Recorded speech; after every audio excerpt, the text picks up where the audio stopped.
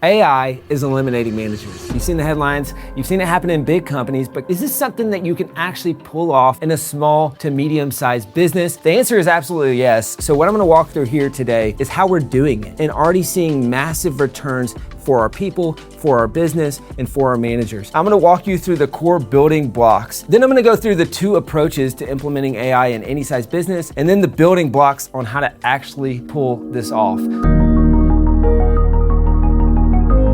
Management is sameness, leadership is uniqueness. So if you've ever found yourself in your business just repeating yourself over and over and over again, trying to hold to standards, well then that's management. So it starts with the org chart, okay? This sounds super simple, but this is one of the first things that I did, and I pulled up our job scorecards, okay? If you don't know what a job scorecard is, check out that video on this channel. How many managers do you have in your business, and what does the org chart look like? What do their job scorecards look like? If you already have this hooked into Claude or whatever AI software that you like to use, you're already gonna have a picture of this. Then we gotta figure out step 2, which is really important, which is what are the activities that those people are doing? There's this question that I love to ask. It's a simple question, but it's really hard to answer. What are the top 2 or 3 things that you are doing in your business that drive growth? More specifically for this question, you go manager by manager and get them to ask the question and define the answer to, hey, what are the 2 to 3 things that you do as a manager that drives the performance and growth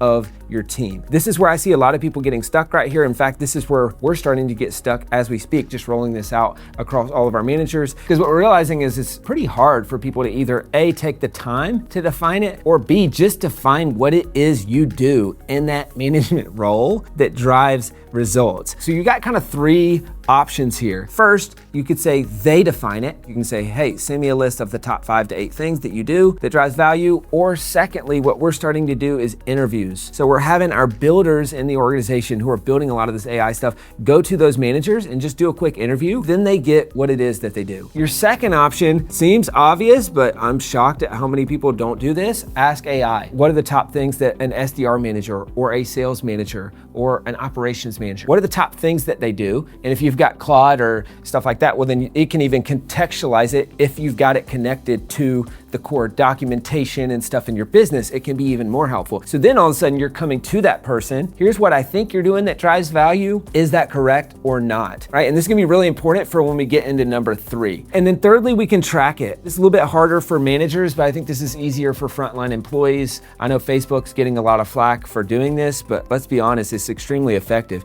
which is just setting up some sort of keyboard tracking or computer tracking software to give you a report. I personally think passive tracking is the easiest way to actually define this stuff. I think most people don't know where they're spending their time. So at the end of all this, you've probably got a list of, let's call it 5 to 10 buckets of activities that your managers do to drive growth or drive performance on that team. Spoiler alert, there's only a handful that actually matter. So then we move into number 3, which is where we rank them by one of 2 things, okay? Revenue or profit drivers, okay?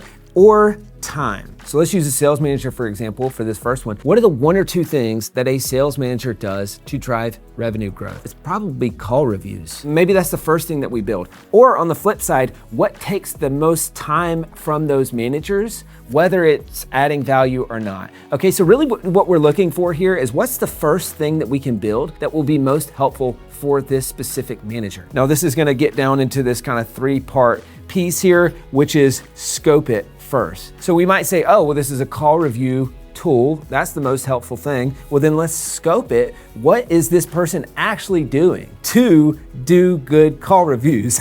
And you can see what we've built as a result of this. You can check out the interview I did with Andrew Warner. We built a whole sales manager based on this process. It's added $500,000 in sales in the first month that we implemented it. And now all of our people are getting better coaching, and that person, it's freed up a lot of time. So that's ranking it. We wanting to do that per manager, but then overall. This is really important because you've only got maybe 1, maybe you got no builders, but you're gonna have to have people build this out internally, or you're gonna have to go buy it. This moves us into step 4, which is to start stacking wins, okay? It's not a good approach to say, all right, sales manager, let's build every possible thing for that role, then move to the next role, then move to the next role, because at that point, it becomes months until you've built anything useful. As quickly as possible, I wanna get prototypes built that is actually delivering wins for my managers. And the important thing here is we wanna get to 7 out of 10 and then move on. That's what we're gonna do down here. This is the second piece, which is build. As we're going through this, we're scoping it,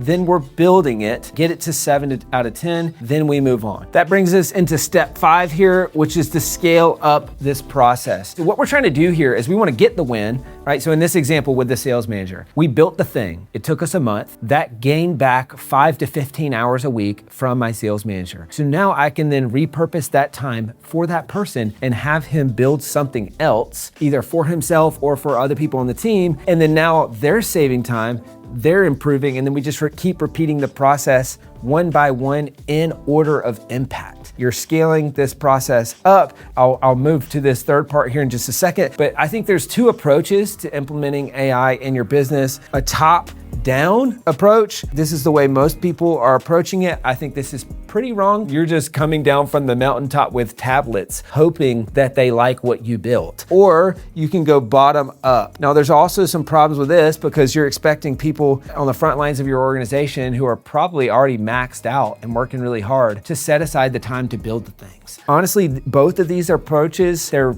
mostly wrong. You've got to have builders in your organization. Now, I've got a whole nother video on this on the channel about the future of the org chart in the AI era. Having and identifying builders in your organization. Now, preferably you start with your managers because they're maybe player coaches and they're working in the trenches and also managing the team, but they need to build these things, or you just have your ops person. This should be their full-time job, is building this kind of stuff, because there's nothing else that they could be doing that's gonna make the team more effective. So once you start getting wins on the scoreboard, then what do you do with all of your managers? Well, you scope it, you build it, then you refine it, okay? And so that's the first thing that you can repurpose your managers, is either building or refining, okay? So if they have the capability to do that, well, then this is the first thing that they should be spending that time on. Obviously, you can eliminate that management layer. I think this is what most people should do. You've just got a bloated management layer in your organization. The last thing that you can do here